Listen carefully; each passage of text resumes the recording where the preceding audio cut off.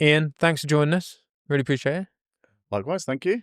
For the listeners, do you want to introduce yourself, a bit about your background and your chosen subject? Yep, sure. So I'm Iain Campbell, head of software engineering at the moment for 47, which is part of McLaren Automotive. I've been there since the dawn of the era at 47, which was a luxury EV manufacturer. That was the plan at the time, and we've subsequently merged with McLaren. But my history before that is obviously background is in software engineering. So I'm going back maybe like kind of 20, 25 years. And then if you want to include, as a lot of people do, the preschool years before that, when you got your first computer and so on, even longer. But pretty standard path up through software engineering from, to kind of senior software tech lead, and then that junction that you get to whereby you're either going up kind of the principal engineer route and you're carrying up the levels, or you're heading into the engineering management route. So I opted for the people management route, so engineering manager and then head of software engineering. So I've spent the last few years essentially just building out teams, multinational teams across the entire world, to build internal software delivery capability, as well as also managing external resource, external agencies to provide us some support in some of those activities as well. Across various industries really. So you can pick a word and put tech after it. So I will say travel tech, martech, fintech. No. I don't know if auto tech is even a thing, but I'm gonna coin it now. And yeah, I just, I'm very passionate about people development, and what really gives me some enjoyment and fulfillment out of my role is to see my teams take shape, to bring these people in, to see how they work together, to see how they progress, and to see how we end up building super products at the end of it. Nice, awesome. And your chosen subject? Oh, chosen subject, yes, is Imposter Syndrome. And I think you asked me when I first mentioned it to you why I chose that.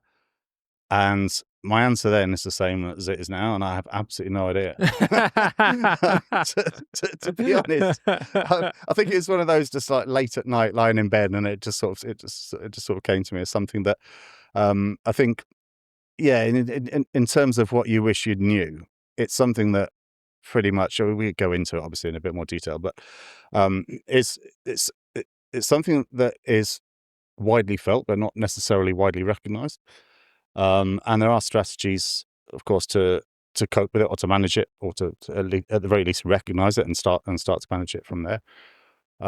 So yeah, I thought it's something that touches every software engineer will touch upon at some point, whether they go up the IC levels or whether they go up into management levels, because it's not something, it's not just the start of your career and you think, I don't know if I'm good.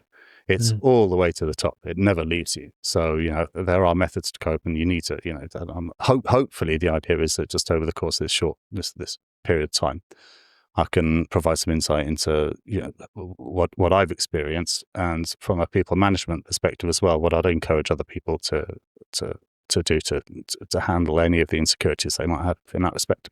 Yeah, it's an interesting topic, because I think it's become a topic that people are talking about more, or feel more comfortable saying they've experienced it.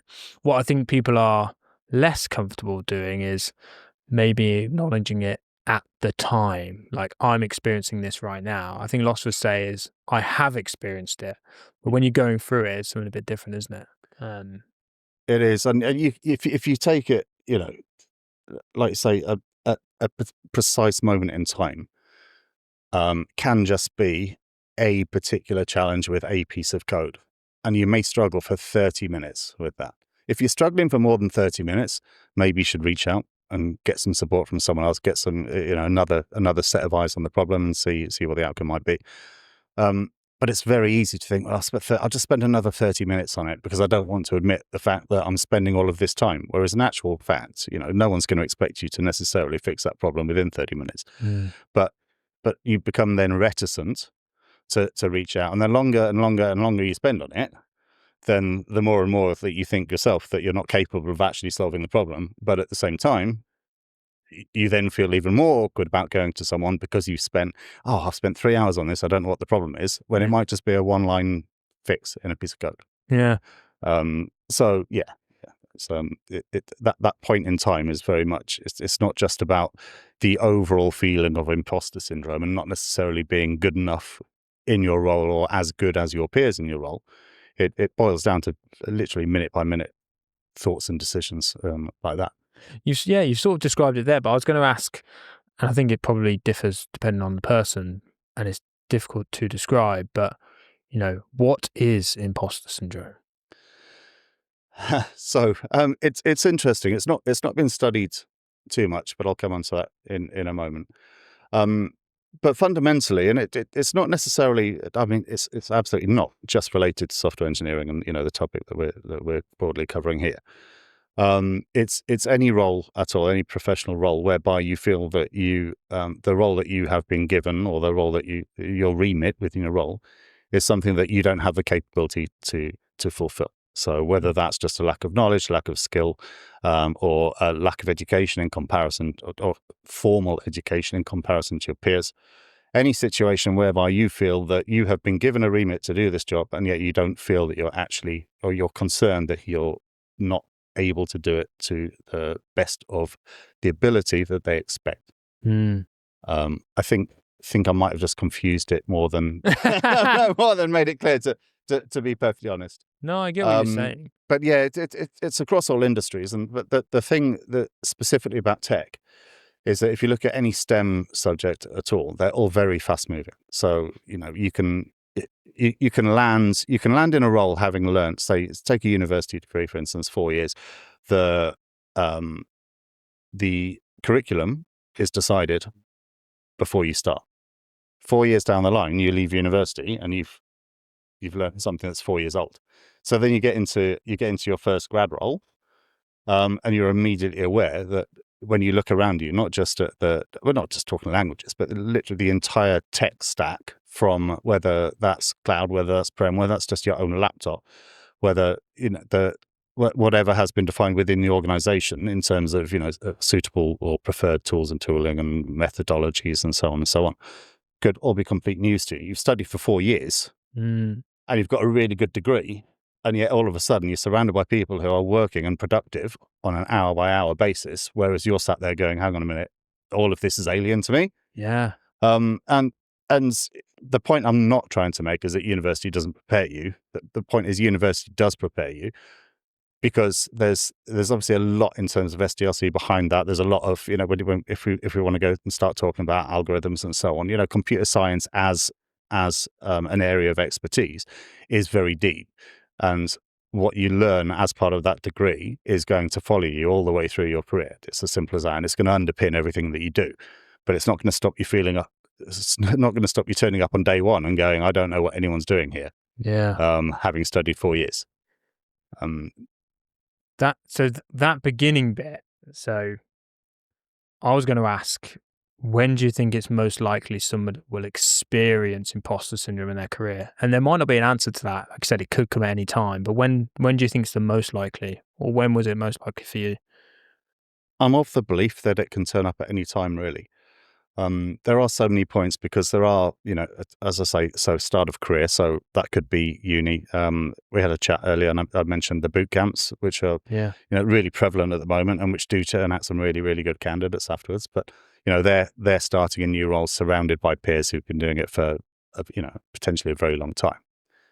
But it's also, I think of every as you step up the IC levels, and then as you choose which path you want to go into people or tech thereafter, every step of the way, you're likely to feel, or the majority of people are likely to feel, have that same experience. And I think I mentioned earlier that there's not been many studies into this, but I know Cornell did a study, I believe it's 4 years ago now, and they interviewed 621 software engineers from 26 separate companies. And overall, just under 53% said that they regularly experienced or highly experienced imposter syndrome at some point in their career. And it's not necessarily that first point, because, if you get as soon as you get a promotion, for example, it's, am I fit to do this role? Actually, was I really better than the candidates that went before me? Was I not necessarily?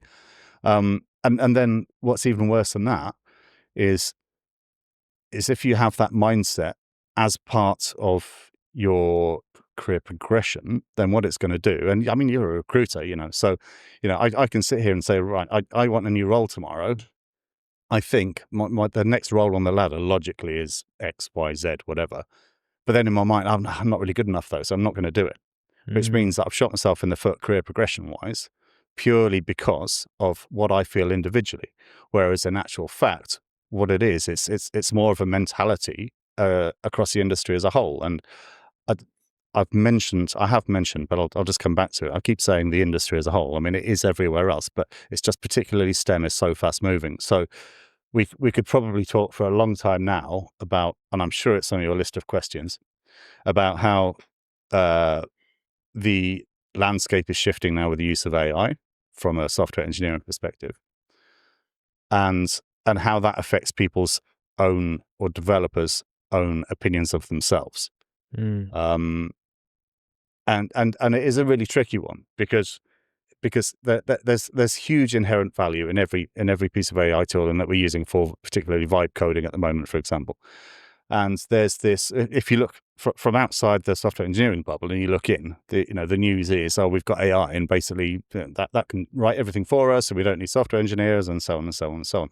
And you just have to go on LinkedIn anytime for 10 minutes and have a scroll through, and everything is AI developer, AI developer, AI developer, and so on. So, but the issue there though is just like anything else, really. It's a case of, well, I'm in a position where I feel a bit vulnerable now, because I think that this new tool is either going to overshadow me or prove that I have no worth in the role that I do.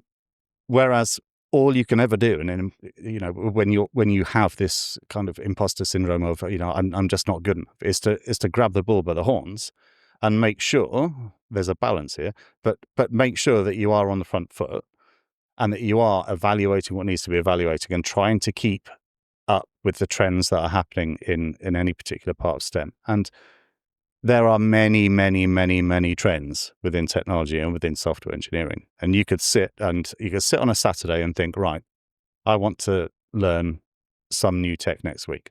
Within 10 minutes, you'd have a list of probably 100 things that you want to learn. Realistically, let's say 50% are not going to be relevant. Let's say 50% are. So then you boil it down. What's going to be relevant to your actual current role? What's going to be relevant to your actual career? And you get down to kind of probably still no less than 10. But you get to that point and you're still not sure if actually what you're learning is going to be relevant. Are you doing the right thing? You're never going to be certain necessarily that you're trying to do the right things along the way to ensure that your role, combined with what's coming in with AI, is valid and useful to the business. So are you saying there then, what I'm hearing, you can tell me if I'm wrong, you feel the best way to protect yourself from getting the feeling of imposter syndrome is to recognize that there's areas to learn, but do something about it and put some action in place. So if you feel like if you're doing something and constantly learning, that's going to protect you more, that's the best form of protection, do you think? Yeah. So what do you think? Step number one is to realize that everyone else is in the same boat as you. Everyone, no matter what level in their career. I say everyone, I quoted earlier 53%. 1 in 2. So yeah, I mean, it's enough people to be sure that you're certain that you're not in the same boat. So the acknowledgement is great to start with, but then it's something that no one ever discusses as well. So if you go into a role, for instance, and let's just remove AI from the equation just for a second. If you're in that position within a team, within a new team, or you've been promoted, then it's not something, I don't think anyone has ever come to me, ever in my entire career, and said, oh, I don't know if I can do this role. Which is mad, considering the amount of people you've probably led. Exactly. And over 1 in 2. Yeah. So half the people you've managed probably would have experienced imposter syndrome. Yes. Yeah, exactly that. And from a management perspective, there's a couple of ways really that I'd like to think that's been the reason. The main one really is a positive reinforcement, as you know, which comes naturally as a manager of people. Because it's what you want to. If you know, if you're on a particularly difficult project, you've put a lot of contribution in. Everyone else seems to have done a load of work as well, and you know, but the outcome is good. So you need to be able to take a step back and actually look at yourself, evaluate yourself externally, and say, well, actually, hang on a minute, I did a really good job, and then it's my job as well to take a look at it and say, look, you really, really excelled at this. This is excellent work. You know, feedback is always constructive, so it's not necessarily always positive in that respect. But when you come to situations such as this, it's incredibly important to call out the really big wins that have been made along the way, because that's otherwise, if all you get is feedback saying, that's great, what's next? That's great, what's next? That's great, what next? It's not really providing you with anything concrete to move forwards with. So because, you know, rather than going, right, we just finished this project, it was excellent because of this, that, and the other. A bit of constructive feedback, obviously, as well, or just to help their career progression. But yeah, take the time to reflect. Take the time to reflect on yourself, and take the time to look around the room, look at where everyone else has come from, look at where everyone else is now, and look at how the contributions all fit together, and ultimately what you're doing as a team is you are building a great product. So you should know if product is managed correctly, that you know the benefit to the business is X. You are working on Y at the moment, which contributes to Z, and fundamentally there's X. There's a big shiny piece of new whatever it is at the end that you should be really excited about, and you should know that you've contributed. You put a really big effort into that. So regardless of how you felt at the start or how you might feel along the way, as long as you're getting that feedback along the way, and it's something that you need to in terms of, you know, what I would have liked to have known is something that's really difficult is asking for the feedback specifically. If you are, you know, so you can have the conversation with your peers, you can talk to them about whether, you know, whether where your capability fits or where you think they all fit together and on what level and how you piece together as a jigsaw puzzle. Or you can just flat ask for the feedback, you know, which is like, this sounds like such a simple thing. And yet people very, very rarely do it. Just turn up and say, look, I'm working on this. I've been working on this. And you've said, yeah, it's a good job and so on. But are there bits I could have done better? If so, how? And how are you able to support me? Or how is someone else able to support me to bring that extra level to that piece of work? And I think just asking for that actual feedback makes a big difference, because it gives you that reassurance from an external presence that actually you are on the right track, you are doing well. Everyone has room for improvement all the time. Of course they do. But absolutely learn to just ask at specific points. And I know different companies have different methods in terms of feedback and reviews and scoring and so on and so on, whether it's highly structured or very unstructured or non-existent or whatever it may be. But regardless of what that landscape looks like, have a one-to-one and just say, I think I did well here, or I'm not sure I did very well here. Can you give me some feedback? And it's as simple as that. And that in itself just really, really helps to settle the mind and stops you finishing work, deploying something on a Friday, which you should never do, obviously, panicking over the weekend. Yeah, just be open about it, and you know, actively ask for feedback, and not even just from your manager, but from your peers as well. Why do you think people don't ask for feedback? I think it's just natural to be scared of it, isn't it? I think. Why? I don't know. Maybe they feel that they could have put some more effort in. It is a difficult one. And we did. We touched earlier, just you and I, very briefly on neurodiversity as well, and you know, that kind of comes into play for some of this as well. So it's not something that a lot of people are comfortable with doing, and I totally understand why. I think from a management perspective, it's generally quite easy to tell as you go over the course of, say, a sprint. Obviously, you're having your dailies. As long as you're present enough, I think it's fairly easy to spot when someone may be doubting themselves. And so I think, you know, as a manager, to be proactive I'd like to think you can head that off at the course, basically, and then have that, you preempt it instead of them having to bring it up necessarily. Yeah. But I still think, starting from the bottom, if someone had just said to me early on what I said at the start, reach out within 30 minutes at the absolute max, and then also ask for feedback, constructive feedback. Whether it's, I don't know, weekly, monthly, whatever suits you. But if you're in doubt, ask for feedback. Get that feedback in and let that feed into the work that you're doing at that point in time. I think it's a great bit of advice. Like at any stage of your career, like you can turn that on tomorrow and go, right, okay, I'm going to go into it. I'm going to ask for some feedback because, like I said, one, it's likely to be lots of positives in there, which is going to make you feel better about the work you're doing. But as people in technology, and it's constantly moving, as you're saying, it's all about getting better all the time. You're going to get better quicker if you're constantly seeking that feedback. And I know it's scary to ask, and I think you can go back and get really deep on this, but you can go back to when you're at school, and that's why you're scared to ask for feedback, because if you get something wrong, that feels like a failure, and you don't want to feel like that. You almost feel like if you ask for feedback, you're opening yourself up to criticism and being 100%. Yeah, that's a difficult feeling. It is, and I'm fortunate enough. I have 3 people in particular that I've mentored for a few years now, and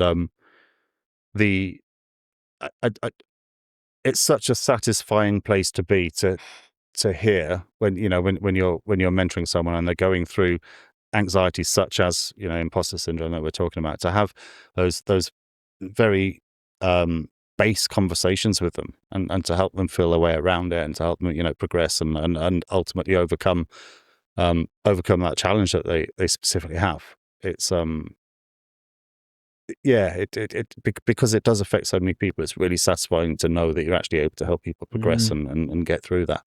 But that's not to say that in a year's time it doesn't crop up again when there's job promotion or they want to move industry or whatever it might be. It's a tricky one. It's a tricky one. And what I would another piece of advice I would give actually, if you're starting off as a software engineer, is do not believe the person that looks really cocky and confident, because that may well not be the case. Yeah, we can go into that. That's a whole different podcast. I call it elitism in software engineering, where you have to do it this way because this way is the right way. There's no one right way in software engineering ever. There's lots of opinions flying about. Yes. I wanted to go back to, so you spoke a lot about there around, okay, when you're leading a team or managing a team, give lots of positive feedback to encourage them to feel good and maybe, counter some of those imposter syndrome feelings. One of the challenges I think as a leader is that, great, you're looking after the team, but who's looking after you? Like, who's stopping you from feeling that imposter syndrome? Who's giving you the positive feedback? There's a feeling, and I don't know, you might tell me I'm wrong, as you get higher up the chain, actually there's less of that positive feedback, and it's just get it done. Yeah, it's a really interesting one. You're right. As you climb further up, the feedback does change. And I'm not saying that's necessarily a negative thing. It's you've gone through your career, you're kind of primed, you're fairly used to dealing with this, and in certain aspects. And then you start a role whereby all of a sudden the feedback just doesn't really come anymore. And mainly the reason for that is that you hit this peak whereby all of your peers are incredibly busy all of the time, and that includes obviously the management above you. But you are where you are because you're trusted to do your job. So you're given the autonomy to do your job on your own. So no fingers here and no fingers there, and so on and so on. And therefore, when it comes to those sessions, and when it comes to that feedback, and when it comes to looking at what's next on the roadmap and so on, or any particular pain points that we have, absolutely, they will come up in a feedback session. But you can't necessarily sit there and expect to have a pat on the head for everything that you've done, because it's kind of expected of you anyway. And it sounds very contrary to what I was saying earlier, but it is a very different situation. It is, when when all of a sudden you have, you know, a large number of reports beneath you, and of course the person above you has a large number of reports as well. You're at that level because you're expected to perform without their input. It's as simple as that. So it's very different to being, you know, one in a squad of software engineers that's delivering a particular work stream for a particular product. It's, you know, the remit is a lot broader than that. And it's actually, I would say it's a tough one to initially to understand. However, you soon realise that, you know, when you look at the actual workload, what we don't have time for really is to sit down for 2 hours and dissect every piece of work you've done for the last week or the last 2 weeks or the last month or whatever. It's a case of, right, tick the box, right, we're there, right, what's next? And it has to be that way. It just has to be that way if you're going to be high performing. And I think it's you come to the conclusion that, you know, you can always still ask for feedback if you want, but it's not going to be forthcoming necessarily because people are just too busy. So there's still always that way out of, I've done all of this is what's next, I understand all of that, can I just ask you something quickly please, and get the feedback that way, because it's probably not going to be proactive feedback necessarily. So same advice applies, ask for the feedback. I just think that's a tricky place. I think, ask you personally here, I don't know what you were like in your younger career and whether positive feedback was really important to you, but do you feel like you and yourself, it's less needed now? Or actually, do you know what, I'd actually like a bit more than what you've had previously in roles?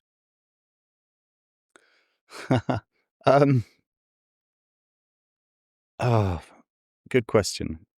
I do value autonomy, and I really appreciate autonomy as well. You know, that I'm trusted to just get on and do the job.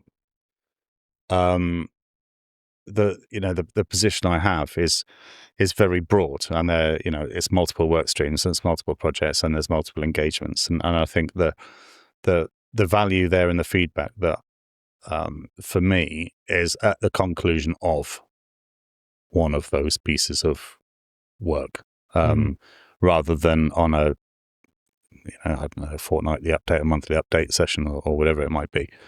So once that piece of work's concluded, then let's dissect where could I have helped better, where could I have performed higher, and so on and so on. I'm gonna ask you a tricky question next. Right. So let's say someone's listening to this. Yeah. They're in a similar position to you, so they're leading a team or maybe multiple teams, and actually they are feeling imposter syndrome right now. What the hell do they do? The reverse of what I've been saying.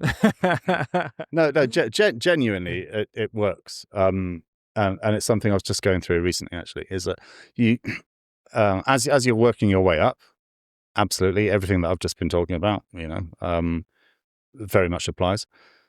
But then when you're higher up and you're looking down, very, very easy to get validation from the people that you manage. Reach out to them, reach out below rather than above, and just say, look, guys, I know what you're working on at the moment. I'm providing the support that I can. I'd like to think I'm keeping you unblocked, and I'm building these relationships, and so on and so on and so on. Is there anything I'm missing? Is there anything more that I can do for you guys, girls, guys? And take it that way. And because ultimately, you know, when you get to a managerial position, what you're doing is you're the enabler. So you want to enable your team, and you want to grow your team professionally and personally. So you can only really do that if you're getting feedback from them as well. Yeah. So you know, at that point in time, absolutely reach down to your team to get some validation as well. So, I mean, hopefully you've got a very nice, friendly culture, and no one's actually scared to say that you're not doing very well. So, yeah, you're in control of that a little bit as well, I guess, aren't you? To create that culture. Yeah. So it's of course, it's important. But I think you're right. Like, if you, a really good way to protect yourself from imposter syndrome and to celebrate the wins that you're having along the way is when you see your team doing well. So if someone gets promotion, you know, you've had a good hand in that. Even if somebody moves from your team and goes to somewhere, you know, potentially bigger and better, it's like, great, I've helped them along the way on their journey. Like, yeah, exactly. It all comes back down to what you're saying earlier, I think, about just stopping for a minute and reflecting. We get so caught up in the day-to-day and the stresses of the daily routine.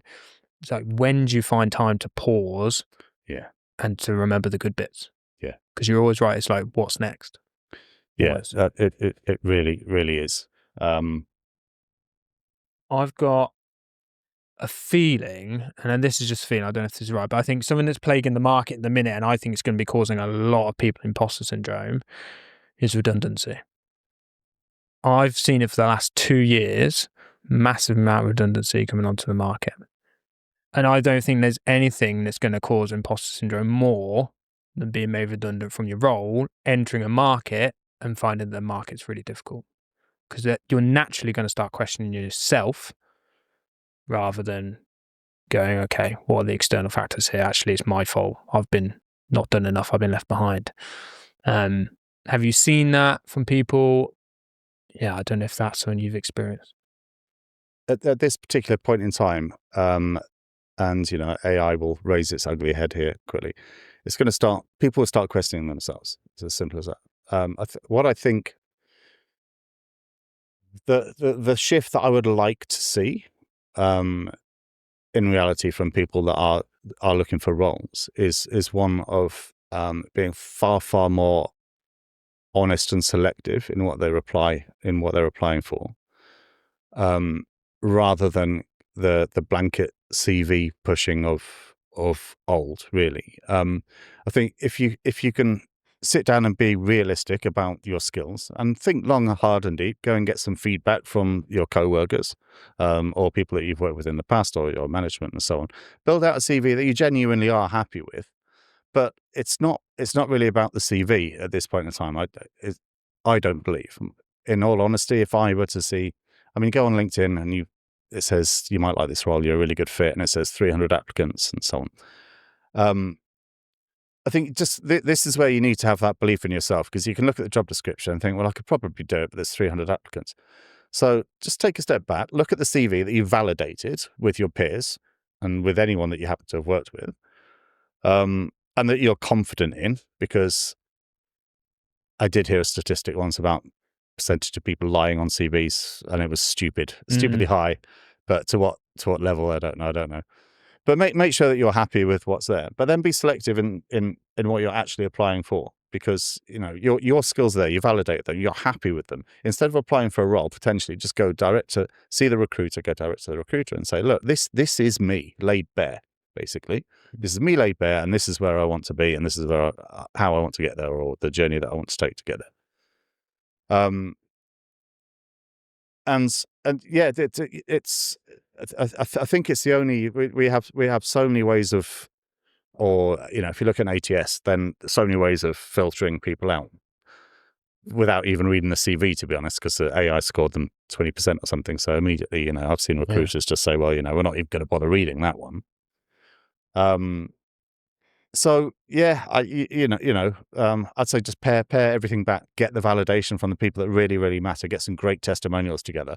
The testimonials themselves, I just got a couple myself the other day, and they're worth their weight in gold to know that the people that you are working with or have been working with and so on, really genuinely value the skills that you have, and the contribution that you make to a business is it's something else, really. So that bit of paper that you're 100% confident in, because it's been built by other people, essentially, is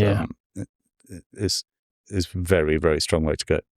Yeah, it's a really tough place, I think, for lots of people. I've had conversations with people over the last year and a half where technology's always been in demand. If you worked in tech, there's usually more jobs than candidates. And for the first time in a long time, that's shifted a little bit. So you've gone from a period of time where there's people like me constantly knocking on your door and giving you opportunities, and then all of a sudden you're made redundant. That's a whole mental process to go through in itself. But you go, okay, I'm fine. I've got the skills. And you enter the market, and actually maybe it's not as easy as you first thought, or those taps have turned off, the messages aren't as quite as consistent. I think it's just really mentally tough just to not look back on yourself and question it. But I think what your advice there is right, is take control of that situation and do some action around it, especially around the CV, getting peers, getting some testimonials together, you're going to feel more in control of that situation, which will make you feel more confident, I think, moving forward. For sure. Definitely, yeah. For sure. We've spoken about AI a few times. Yeah. In this. God, I know, can't go anywhere without talking about AI. I've been trying to just touch on it as a bit of a sideline, really, because it's not hugely part of this particular topic, but it does influence certain people in terms of whether they think they're going to be replaced and so on. We had a conversation earlier where I was explaining that if you are a senior software engineer and you want to build a particular feature and so on, you can do it. You can sit and do it yourself in 2 days, or you can vibe code it in 2 days. And will one outcome be better than the other? Maybe, maybe not. Who's to say? One may be. I think I said one may be more secure, which is what we were talking about. It's not a case. I mean, you could just open your LinkedIn feed to read all of this. Really, it's not a case that AI is going to write code for everyone and job's good and QA is all fully AI automated and deployment and so on and so on. It's just not the case at all. And I think unless you are a software engineer that's tried vibe coding or is using vibe coding, you won't necessarily. Sorry, this is a bit of a blanket accusation. No, let's go. Blanket statement here, but you won't necessarily understand how to get from A to B using AI is potentially a long and torturous process, because you need to use your knowledge to guide it, and there will be points where you look at what has been produced for you as a solution, potentially for it's just a function, for instance, and where you just turn around and say, well, I think that's wrong because, and then it'll come back and say, good catch, well done.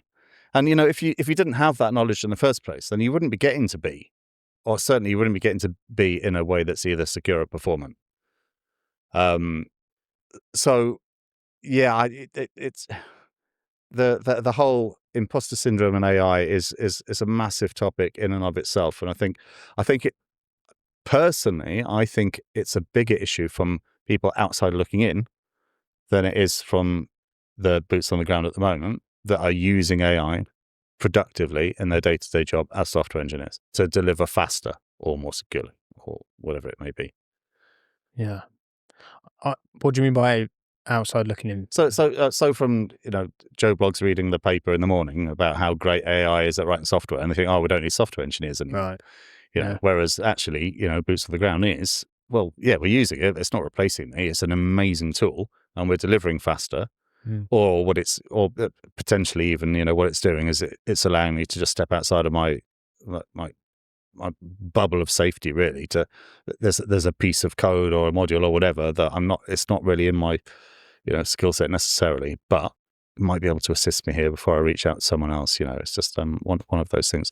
It's not. It just seems to be this whole Terminator vision at the moment of AI will replace us all. Well, it won't.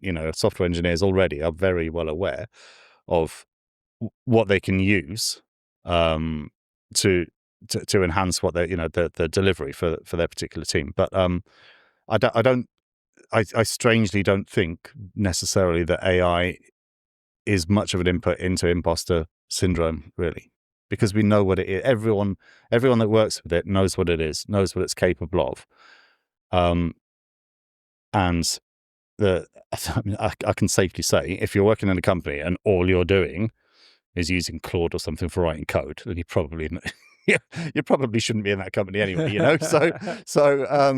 And that's not imposter syndrome. That's just faking it till you make it, or trying to anyway. But yeah. So weirdly, although like I say, the way the media would put it, you think every software engineer is really, really worried at the moment, and they're feeling this imposter syndrome because AI is so good and so good and so good.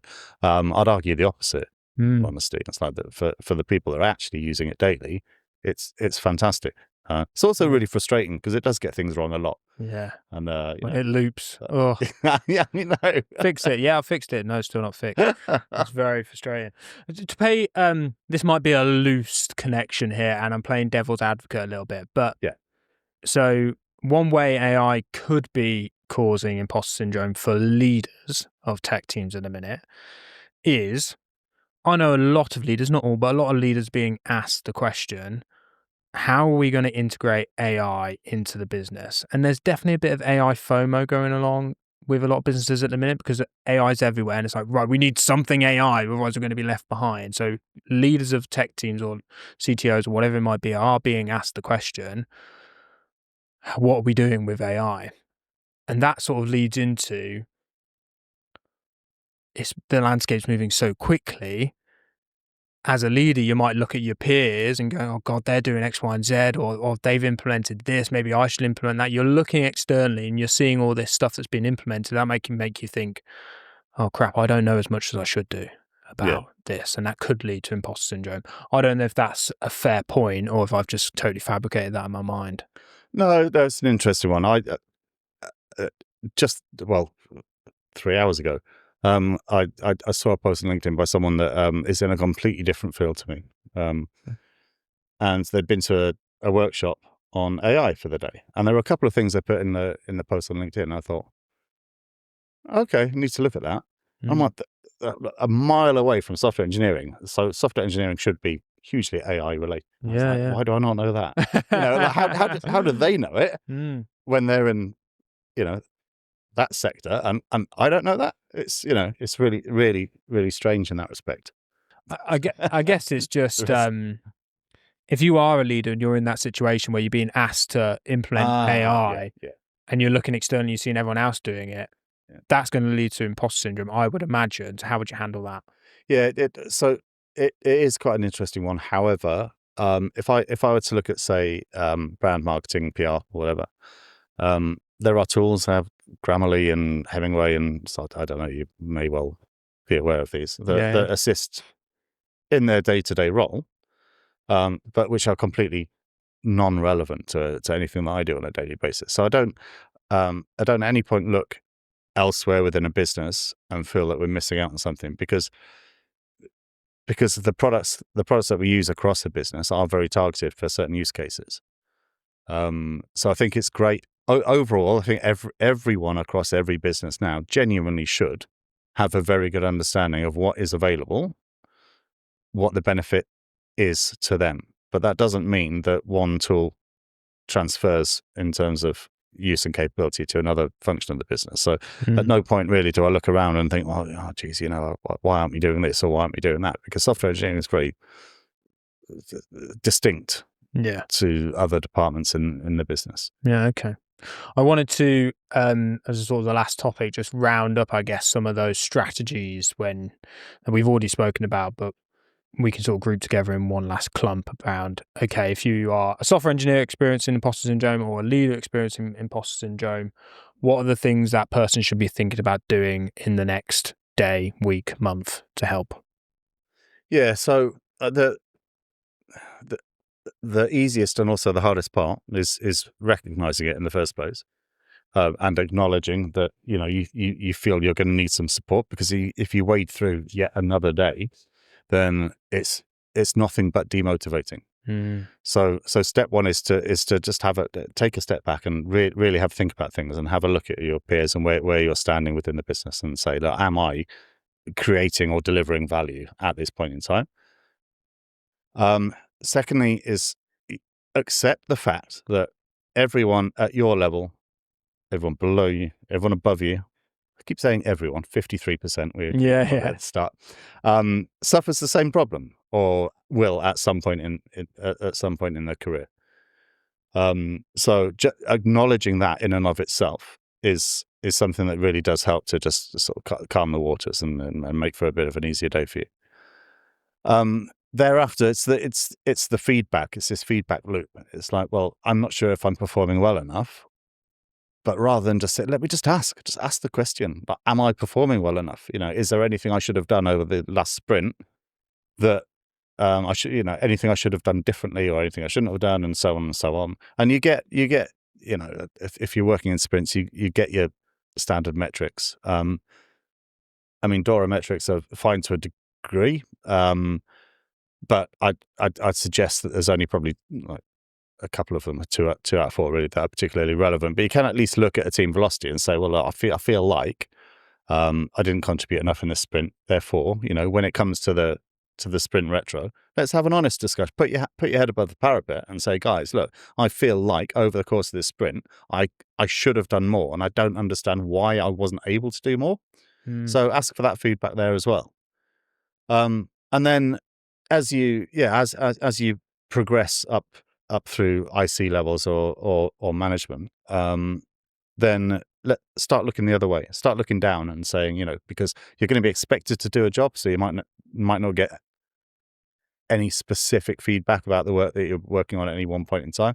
So look below you in the one-to-ones that you have. Then make sure you do ask for feedback. But, am I doing everything I can? Are there any gaps? Is there anything else that I can help you with? Do you need me to be doing X, Y, and Z for you? Get the feedback that way, because that very quickly identifies any gaps in the work that you're doing. Yeah. So if the people below you are happy that you're doing the job that they require of you, then you're doing your job. You're fully capable in your role. And that will then feed into, if you're then looking for another role, you can say to yourself, well, actually, everyone said I'm doing it. I'm doing it and I'm good at it. So, so for the next role, it's, get the validation. So you can get some testimonials from those people that have told you, you're doing a good role. And that'll set you up for success in the next role. Yeah. Yeah. I think that's so important. Basically, if I boil that down, what you're saying is get feedback, get evidence.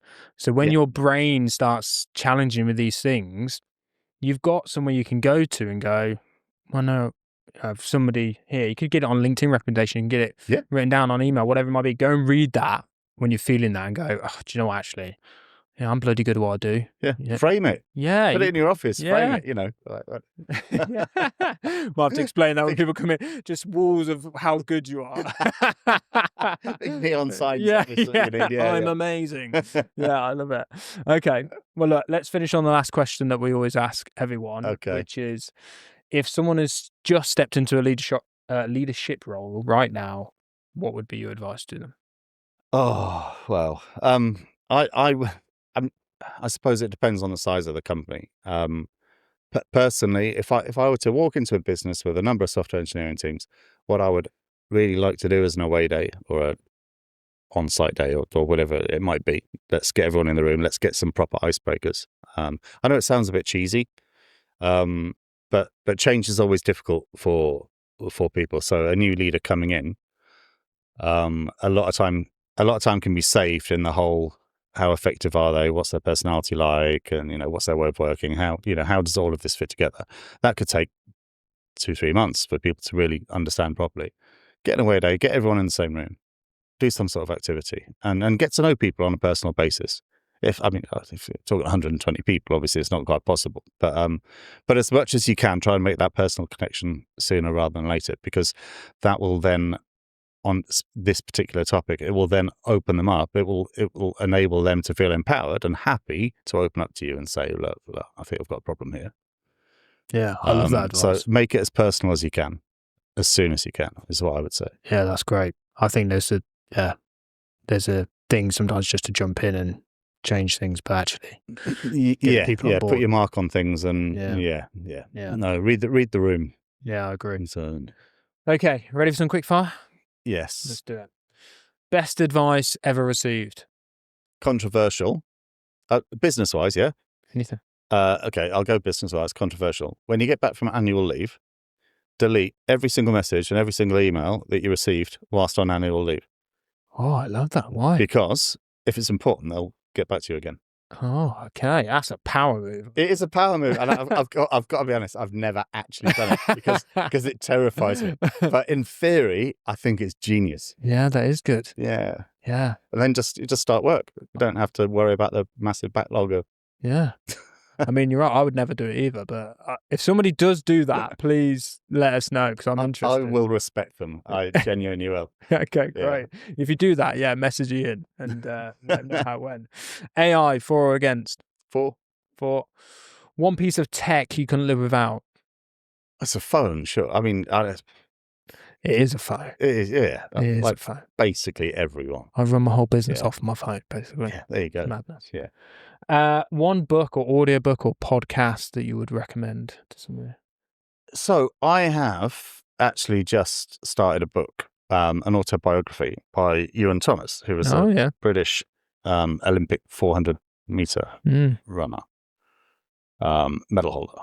And I've started reading that because he was a couple of years above me at school, and I was big. Same school? Yeah, I was big at athletics, and I'm going to go back to school next year, and I'm going to check, because I reckon when I looked at his records for sports day at school, I was like, no chance. So I want to go back and see if they've ever been beaten. So this is why I'm reading the book, A, to get a perspective, or to get his perspective on my school years. Yeah. Because it'd be quite interesting to see if there's a contrast. Yeah. But also it's just spurred me on to go back and go, has anyone actually ever broken those? Because I was never going to get anywhere near them. I thought you were about to say that I'm sure I beat him at school. No, I reckon his records are still standing, yeah. Yeah, okay, fine. If you weren't in tech, what would you do? So, one of two things. When I went to uni, the very year after, I think it was it Portsmouth, Southampton. One of them, I think it was Southampton, started a motorsport engineering degree. I would have done that if it had been available, I think. Probably it would have done that.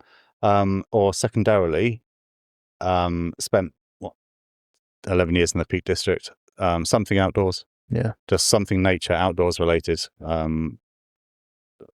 Like literally nothing in my head, but get out there, conservation work, and well, not gardening. No. No.